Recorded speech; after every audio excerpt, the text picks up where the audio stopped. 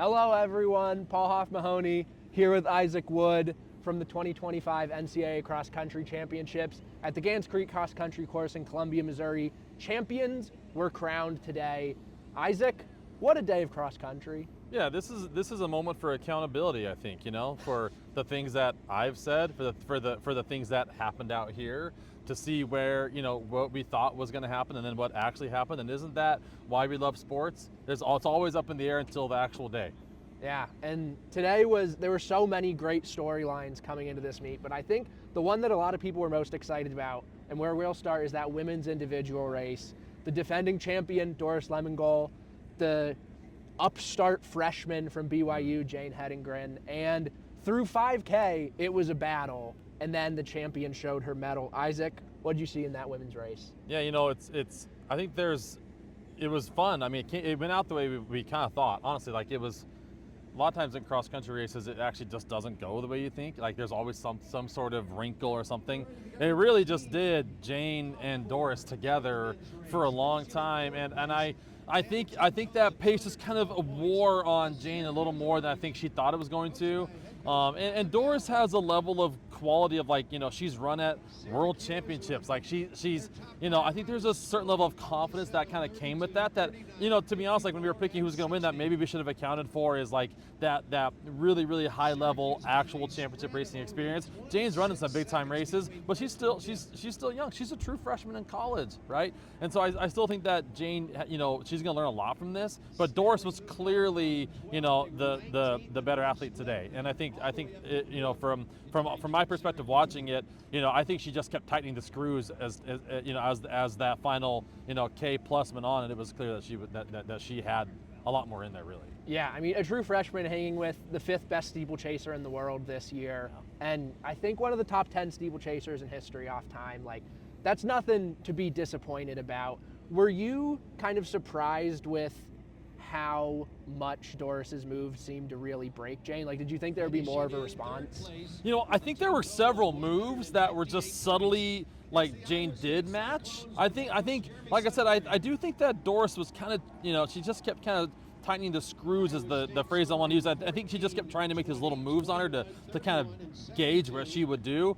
And I think she finally got the feeling that, like, okay, if I just finally hit it here right now, I think I can do it. And that's when that final breakaway happened. And so, I think that, eventually that just kind of wore Jane down. I do think that Jane just felt like she kind of had to constantly match for a good mile in that last mile.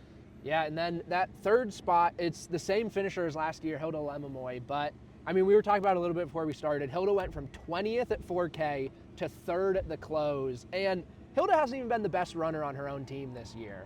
And she returns to 3rd in the nation. Like, how impressed were you by what Hilda was able to do out here? Yeah, we were having conversations all week leading up to this. Like, why are we not talking about Hilda? Well, because the results this year kind of said maybe we didn't need to. But there's something about the experience at this race. I think that people forget that this race, when the gun goes off, sometimes people's heads fall off. But it's easier to keep your head on if you've done it before and you have the experience. And surely Hilda's experience shined through today. Do you think, I mean, the people coming through the mix zone, you see it out here, I don't know how much you can see on the video, but the course is kind of a disaster right now. People were covered head to toe in mud. Like, how much do you think that played a race in the results, or played a part in the results we saw today? Yeah, I think people were a little more conservative, like making sure they had good footing.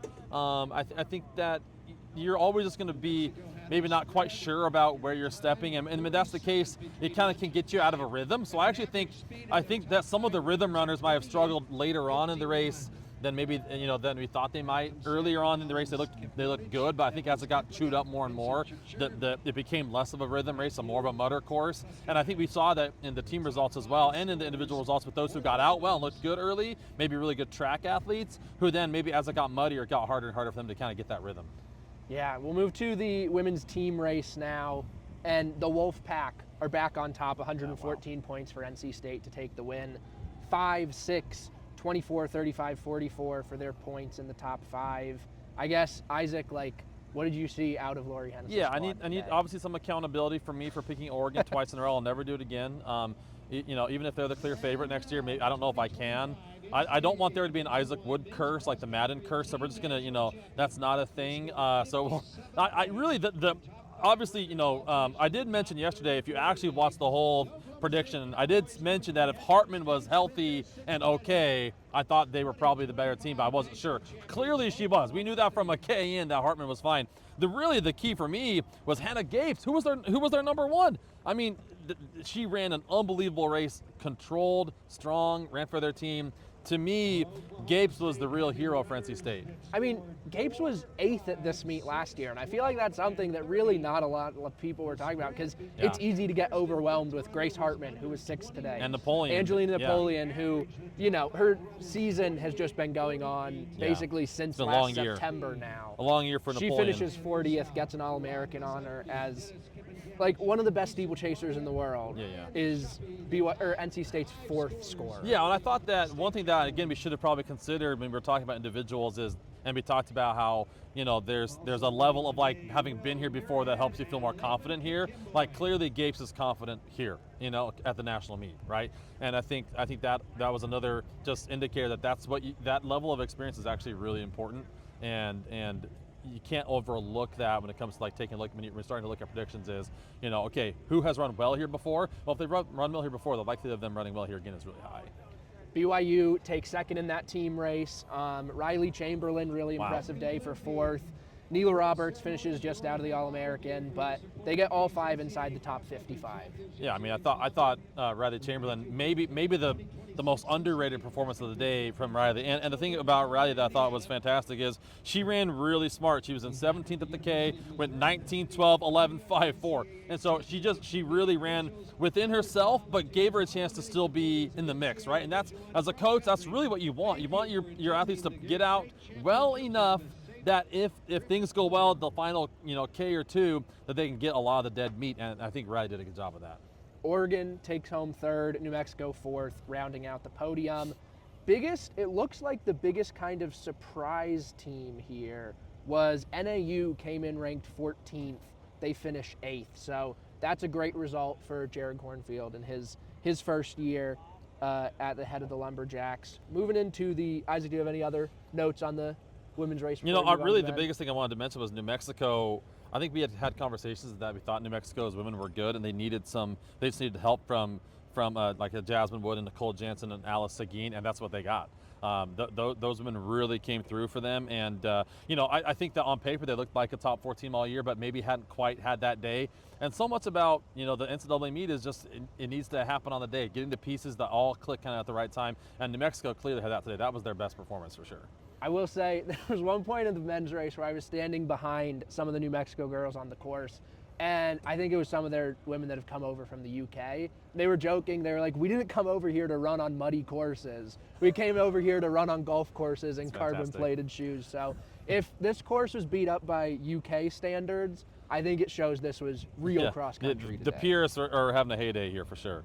Speaking of hay and hay bales, let's talk about the men's race. Let's talk about the men's race. I don't think I fully understand that segue, but I trust you on it. The joke is, at least we were, you know, watching the broadcast and in the races, that there were a chunk of guys who ran outside of the actual course around the hay bales because I guess they didn't want to run through the mud or whatever. And so that the joke is there were some issues maybe with the hay and hay bales. So moving on from that though, let's talk about the men. Yeah. So we'll start with the men's individual race, and Habtom gets his title. This one was packed up through about 8K, a little beyond that, and that's where Habtom made that decisive move.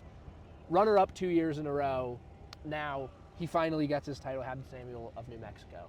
Yeah, I mean, the thing that was most impressive to me for Habtom was he just ran his race. He never got caught up. He never got flustered. He was calm and controlled the entire time. Do you know what I mean? And to have the discipline to wait until a mile to go. And then when he went, it was over. I mean, he shifted that thing into a gear, and it was, you know, no one else had a chance. Were you expecting anyone to be able to go with him after that move? You know, I think the way the move went, it was so hard, so quick, so right in that moment. I mean, I think Rocky obviously tried, and I think had Solomon Kipchoge had been closer to that front to be ready for that move, he actually moved he had maybe one of the best moves the last couple K of that race, but I think that he wasn't quite in position to match the move. And as a coach, you're always talking about like, hey, if the race is slow, go to the front. Why? Because when the move was made, you can match it. And the race wasn't that hard early on. I mean, they were running 3 flat Ks for 4 or 5K until boom, 2:37, right? And so I think you know, if Kipchoge might have been a little bit closer to that front, he might have been more prepared for that move, and maybe he could have gone. But Habtom slammed the door on that thing so fast. I mean, clearly he knew what he was doing, and what a game plan from him and Coach Gosson to really set that thing up for a win. Rocky Hansen, second. It's been so good to see Rocky finally be able to put together like a full, healthy cross-country season. You know, he had such a great track season this summer, and now it proves itself. His fitness is still there, and he delivers on the national stage. The second place finish for Wake Forest. Yeah, the kid's tough. I mean, you know, I'm really interested to see how he runs, you know, track races the rest of the season. Like, is he going to continue to be just willing to just go and just see and explore? He's a great example of exploring your limits and just finding out what you can do, right? I don't know if Rocky's ever finished a race thinking, oh man, I wonder if I could have done a little more, you know? Like, he always is kind of puts himself in that position to really be as successful as possible, and he gave himself a chance for a win today, which was awesome. And he ran smart. When the pace is slow, he went to the front. He was right there with Taven Kitchen for a chunk of that middle of the race, and he was controlled, and he knew he was okay. And honestly, really the only guy who at this point was going to beat him, I think, was Habtom with that killer move. Yeah, is there, looking at the individual results before we move to the team race, anyone that really, I mean, I'm looking at Colin Solomon in 16th. That's an incredible run from him. Is there anyone that really stands out to you in this kind of top 20 range? Yeah. I mean, I think George Cootie from Virginia Tech, who had transferred to Virginia Tech last year, and no one really knew who he was. I think he transferred from Charleston, West Virginia the year before. He's from the UK. I feel like he kind of came on the scene really quickly last year at Nationals. And then again, he's probably a guy we should have been talking about because he ran really well last year, but we just kind of didn't. But I think a 10th place run from him is fantastic. And also Abdel Lajel from Oregon. I mean, he gave Oregon their best chance for a podium spot by being top 10. Yeah. The team race, it's redemption. Dave Smith said in the mix zone, this feels like redemption today. Oklahoma State team title with 57 points. They go 4, 5, 6, 12, and Ryan Shoppey rounding out the scorers in 34th. The Cowboys get it done today. What'd you see out of that? You know, I thought Fouad Massaoudi really set the tone in terms of, we knew Brian Massaoudi was going to be there. We knew Dennis Kippengetz was going to be there. But I think when they turned, they saw Fouad there, they're like, okay, wait. We might be okay, you know, because he had really struggled the year before. And I think that really played a role in just a confidence, a calming effect towards the front of that race for Oklahoma State. And also, you know, you have to give a lot of credit to Adisu Gwadia. He was 167th at the K and kept his head.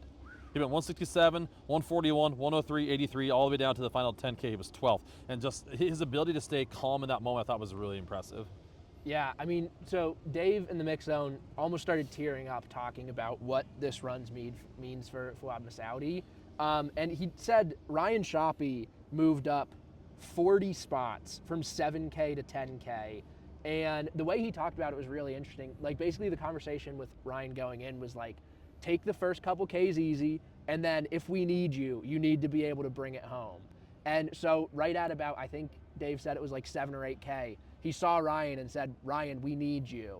And Ryan started bringing it home. Gets an All-American honor, 34th for the Cowboys as they finish 25 points ahead of New Mexico in second. Yeah, I thought New Mexico ran really well.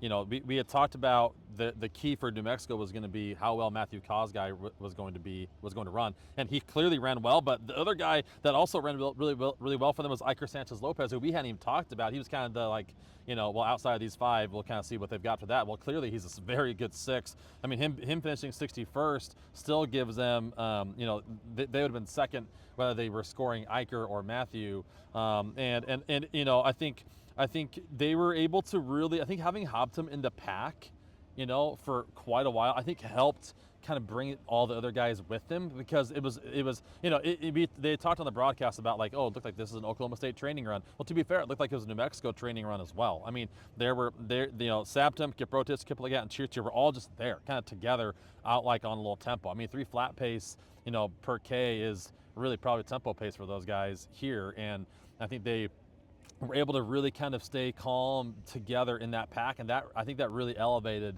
them to that second place spot.